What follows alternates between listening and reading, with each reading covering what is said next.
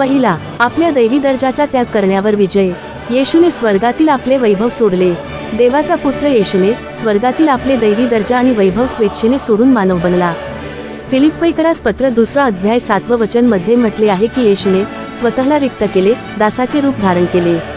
रिक्त करणे म्हणजे मानव बनण्यासाठी त्याच्या दैवी विशेषाधिकारांचा आणि वैभवाचा स्वेच्छेने त्याग करणे। मानवतेच्या तारणासाठी येशूचे स्वर्गातून अवतरण आणि त्याचे पार्थिव मानव जीवन आवश्यक होते। मानवी दुःख आणि मृत्यू अनुभवून येशूने देवाचे प्रेम प्रदर्शित केले आणि देव आणि मानवतेमध्ये समेट घडवून आणण्याचा मार्ग प्रदान केला। पित्याची इच्छा पूर्ण करण्यासाठी त्याने मानवी स्वरूपाला लाज वाटली नाही। दुसरा, सेवेंत विजय। येशूने पृथ्वीवर आपले सेवाकार्य यशस्वीरित्या पूर्ण केले। त्याच्या सेवेमध्ये शिकवणे, बरे करणे आणि देवाचे प्रेम आणि देवाची सामर्थ्य प्रदर्शित करणे आपला दिसत होते। त्याने देवाचे राज्य स्थापित केले आणि त्याच्या बलिदान आणि पुनरुत्थानाद्वारे तारणाचा मार्ग मोकळा केला। सैतान त्याच्या जीवनातील प्रत्येक हालचालीची परीक्षा घेत असताना 2 वर्षांपेक्षा कमी वयाच्या नवजात बालकांना मारण्याचा आदेश देऊन येशू 40 दिवस उपवास पाळत असताना सैतान येशूची मानसिक स्थितीला कमजोर करण्यास प्रयत्न केली। सैतान येशूकडे आला आणि त्याला मोहात पडण्यास प्रयत्न करीत म्हणाला की जर तुम्ही देवाचे पुत्र असाल तर या दगडांना भाकरी होण्याची आज्ञा द्या। या दगडांना भाकरी बनवून खा आणि भूक मिटवून घ्या। आणि सैतान येशूचा मनात देवावर संकोच आणण्यास प्रयत्न केली। नक्की तुझा देव तुझ्यावर प्रेम करीतो की नाही पाहू, तुला सांभाळणार की नाही पाहू। त्याला म्हणाला, जर तू देवाचा पुत्र आहेस तर खाली उडी मार, कारण असे लिहिले आहे की तो त्याच्या दूतांना तुझ्यासाठी आज्ञा देईल आणि ते तुला त्यांच्या हातात उचलून धरतील, जेणेकरून तुझा पाय दगडावर आपटणार नाही। त्याला येशूची सेवा कोणत्याही प्रकारे पूर्ण करू न देण्याचा प्रयत्न करत अडथळा आणत होती। आणि यहुदी वडीलधर माणसे येशूशी वाद घालत होत, त्याला दोष देत होत आणि शिवीगाळ देत होत। नेहमी पुरावा मागत होते, चिन्ह मागत होते, जेव्हा करत होते, विरोध करत होते। हा सर्व विरोधी सैतानाचा दुष्ट आत्माच जाळ असे येशूला माहीत आहे। परंतु शेवटपर्यंत सर्व प्रकारच्या परीक्षांमध्ये सहन करता विजय मिळवला होता।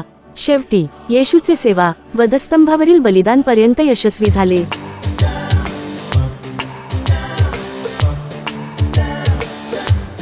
तिसरा, वधस्तंभावरील विजय। येशू ख्रिस्ताने वधस्तंभावर मृत्यूला मिठी मारला, कवटाळून घेतला। येशूने स्वेच्छेने वधस्तंभावरील छळ आणि मृत्यूची सामना केले, मरणाला समोर पाहिला। मानवतेच्या पापांसाठी स्वतःचे बलिदान म्हणून अर्पण केले। जरी अधिकारी आणि लोक स्वतःला देवाचा पुत्र किंवा देव म्हणून सिद्ध करण्यासाठी त्याच्या ओळखीची थट्टा करत आहेत आणि त्याला आव्हान देत आहेत। पंतियोस पिलातने येशूला विचारले, तू यहुद्याचा राजा आहेस काय? आणि नंतर एका पाटीवर लिहून क्रूस खांबावर टांगवले की मी यहुद्यांचा राजा आहे मी म्हटले होता। चोराने त्याची थट्टा केली, जर तू देवाचा पुत्र आहेस तर स्वतःला वाचवा आणि आम्हालाही वाचवा। सैनिकांनी त्याची थट्टा केली। आपण पाहूया की त्याचा पिता देव त्याला वाचवायला येतो की नाही। खरं तर सैतानाची रणनीती आहे की येशूला पुढे जाऊन त्याचे ध्येय मागे घ्यावे। येशू कधीही त्यांच्या सापळ्यात अडकला नाही। येशू ख्रिस्ताची थट्टा होऊनही त्याने यशस्वीरित्या आपले जीवन दिले। त्याच्या खटल्यापूर्वी, दरम्यान आणि नंतर त्याची थट्टा करण्यात आली आणि क्रूसावर चढवण्यात आले। जरी विरोध लोकांच्या इच्छा पूर्ण झाल्यासारखे दिसते, परंतु स्वर्गातील पित्याचा इच्छा आणि ख्रिस्ताची इच्छा पूर्ण झाली। 4. मृत्यूवर विजय। पुनरुत्थान हे दर्शविते की मृत्यू येशूला रोखू शकला नाही आणि ते मृत्यूच्या सामर्थ्यावर त्याच्या अंतिम विजयाचे प्रतीक आहे। प्रेषितांची कृत्ये 2 अध्याय 24 वचन मध्ये अशी लिहिलेली आहे, पण देवाने त्याला मेलेल्यातून उठवले, त्याला मृत्यूच्या यातनेतून मुक्त केले। आणि रोमकरास पत्र 6 अध्याय 9 वचन सांगते, कारण आपल्याला माहित आहे की ख्रिस्त मेलेल्यातून उठवला गेला असल्याने तो पुन्हा कधीही मरणार नाही, मृत्यूचा त्याच्यावर आता अधिकार नाही। मत्तय 28 अध्याय 6 वचन, तो येथे नाही कारण तो उठला आहे। पण देवाने येशूला मृत्यूच्या भयावहतेतून मुक्त केले आणि त्याला पुन्हा जिवंत केले, कारण मृत्यू त्याला आपल्या पकडीत ठेवू शकला नाही। येशूने म्हटले, योहान 10 अध्याय 17 आणि 18 वचन, योहान 10 अध्याय 18 वचन, मी माझा जीव देतो जेणेकरून मी तो पुन्हा मिळवू शकेन। या कारणामुळे माझा पिता माझ्यावर प्रेम करतो। कोणीही माझा जीव घेणार नाही, मी ते स्वतःमध्ये घालत आहे। मला ते देण्याचा अधिकार आहे आणि मला ते पुन्हा घेण्याचाही अधिकार आहे। ही आज्ञा मला माझ्या पित्याकडून मिळाली आहे। फिलिप्पीकरास पत्र 2 अध्याय 8 ते 10 वचनेपर्यंत त्याने स्वतःला नम्र केले, वधस्तंभावरील मरणापर्यंत आज्ञाधारक राहिला। देवाने त्याला खूप उंच केले आहे आणि सर्व नावांपेक्षा श्रेष्ठ नाव त्याला दिले आहे। येशूने देवाचा काम आनंदाने पूर्ण केला, म्हणून परमपित्याने त्यांना मरणापासून उठवून गौरव केला। 5. नरकावरील विजय। 1 पेत्र अध्याय 18 ते 19 वचने आणि इफिस्करास पत्र 4 अध्याय 9 ते 10 वचन। या वचनांचा इतर वचनांचा अर्थ असा लावला आहे की येशू आत्म्याने मृतांच्या राज्यात अधोलोकात गेला आणि आत्म्यांना बंदिवासातून मुक्त केले. येशूला देहान मारण्यात आले, परंतु आत्म्याने जिवंत केले गेले आणि या अवस्थेत तो मरणाचा तुरुंगात असलेल्या आत्म्यांना गेला आणि त्याने उपदेश केला. पृथ्वीच्या खालच्या भागात उतरणे येशूचे स्वर्गारोहणाचा आधी हे घडले होती, म्हणजे येशू मरणातून उठून अधोलोकांत उतरला होता. प्रेषितांचा मतांगीकार मध्ये हा शब्द लिहिलेली आहे. आपण नेहमी सांगत आहोत, आठवण करा, याचा अर्थ समजून घ्या. प्रेषितांची कृत्ये 2 अध्याय 27 वचन. हे वचन देवाने येशूच्या आत्म्याला अधोलोकात सोडले नाही याबद्दल बोलते. रोमकरास पत्र 10 अध्याय 6 ते 7 वचन. येशू त्याच्या मानवी स्वरूपात म्हणजे शरीराने उठला आहे. मृतांना उपदेश करण्यासाठी पृथ्वीच्या खोलवर गेला आहे. प्रकटीकरण 1 अध्याय 18 वचन मध्ये येशू म्हणतो, मी जिवंत आहे, मी मेलो होतो आणि आता पहा मी सदा सर्वकाळ जिवंत आहे आणि माझ्याकडे मृत्यू आणि अधोलोकाच्या किल्ल्या आहेत. मृत्यूच्या किल्ल्या असण्याचा अर्थ असा आहे की पुनरुत्थित ख्रिस्ताचा मृत्यूवर नियंत्रण आणि अधिकार आहे. योहान 10 अध्याय 17 ते 18 मध्ये आपण वाचल्याप्रमाणे जेव्हा येशू मरण पावला तेव्हा तो त्याच्या स्वतःच्या वेळेनुसार मरण पावला, जेव्हा त्याने आपला आत्मा दिला. मृत्यूवर अधिकार असलेल्या येशूकडे आपला आत्माला सोपवून द्यायची आहे. मृतांमधून उठण्यासाठी अद्वितीय शक्ती येशूकडे आहे.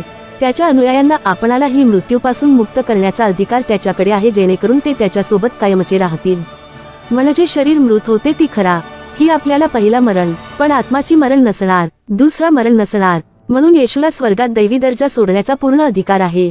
येशूला पृथ्वीवर पूर्ण अधिकार आहे. येशूला त्याचे जीवन वाहण्याचा पूर्ण अधिकार आहे.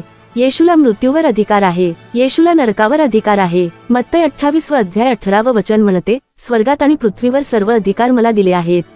आपण विजयशाली सर्व ठिकाणी अधिकार, सत्ता असलेल्या देवावर विश्वास ठेवतो आणि त्याचे जयोत्सव साजरा करत आहोत. विश्वासी असण्याचा नातेने आणि मंडळी म्हणून आपली जबाबदारी काय आहे? आपण काय करावे? देवाने आपल्याला निवडले आहे कासाठी?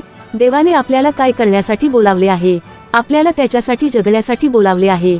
रोमकरास पत्र 8 अध्याय 17 वचन म्हणते, आणि जर मुले असतील तर वारस, देवाचे वारस आणि ख्रिस्ताबरोबर सह वारस. जर आपण त्याच्याबरोबर दुःख सहन केले तर आपण एकत्र गौरवित व्हावे. एखाद्या मुलामध्ये वर्ष नंतर वर्ष जसा भावना, मानसिक स्थिती विकसित करतो. देवाच्या मुले आहोत, ज्यांनी अनंतकाळच्या सर्वकालिक जीवनासाठी बोलावले आहे. त्यांच्यासाठी ख्रिस्त सारखा मन प्रवृत्ती विकसित केली पाहिजे. आपण ख्रिस्तासाठी जगले पाहिजे. दररोज, प्रत्येक घडी आपण देवाचे योजना पूर्ण केले पाहिजे. देवाचा सेवा आपल्याला संपलेला प्रमाणे आपला खांद्यावर घेऊन पुरा करायला पाहिजे. येशू पहिल्यांदा तारायला नम्रतेने आला आहे, बाळ म्हणून. गाढवावर बसून कसाई समोर मेंढरू सारखा होता. दुसऱ्यांदा न्याय करायला पूर्ण वैभवाने, सत्ताने, हजारो दूतांचा हरी येणार आहे. तो देवाधी देव आहे, सर्वलोकाधिपती आहे, राजांचा राजा आहे, वैभवशाली आहे, जयशाली राजा आहे, पराक्रमशाली आहे. संत पाऊल म्हणतो फिलिप्पीकरास पत्र 1 अध्याय 21 वचन, कारण माझ्यासाठी जगणे म्हणजे ख्रिस्तसाठी आहे आणि मरणे ख्रिस्तसाठी आहे. आपण सर्व आपापल्या बुलावटप्रमाणे शेवटपर्यंत देवाची सेवा करू. येशूप्रमाणे स्वतःला देवाच्या हाती सोपवू. आपल्यासोबत पुनरुत्थान झालेला ख्रिस्त आहे. तो तुमचे रक्षण करेल. पुनरुत्थान झालेला ख्रिस्त तुम्हाला मार्गदर्शन करेल. तो तुम्हाला त्याच्या गौरवात घेऊन जाईल. देव तुम्हाला आशीर्वाद देवो.